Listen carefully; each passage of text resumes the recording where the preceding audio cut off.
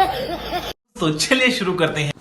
ओहो झ्याग्री ए झ्याग्री बाना ओहो झ्याग्री ए झ्याग्री बाना नमस्कार। नमस्ते बाबु। बस्नु न जानु न यो मेरो साथी बिरामी भएको 1 हप्ता भइसक्यो झ्याग्री बा। अस्ति त्यो डाक्टरले ल्याएर उपचार गरे मेरो 800 रुपैयाँ त्यति खाइदियो तपाईले यसो जोखना हेर्दिनु नि यसलाई मिल्छ उठाउनु त नारी चेक गरौँ एकदम सिरियस बिरामी भएको छ यसलाई राम्रो जोखना हेर्दिनु पर्यो है झ्याग्री बा।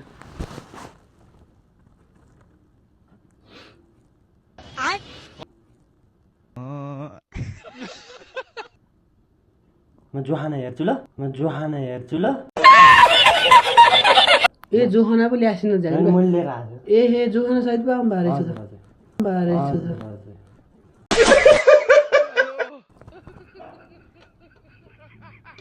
पुगौँ है त हुन्छ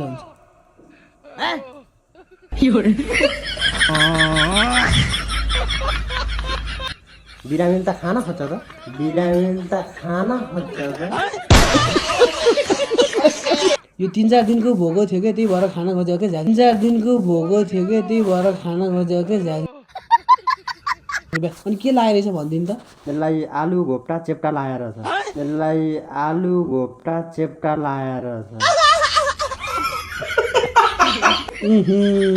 अनि के गर्दा निको होला झ्याग्री बा भनिदिनु त।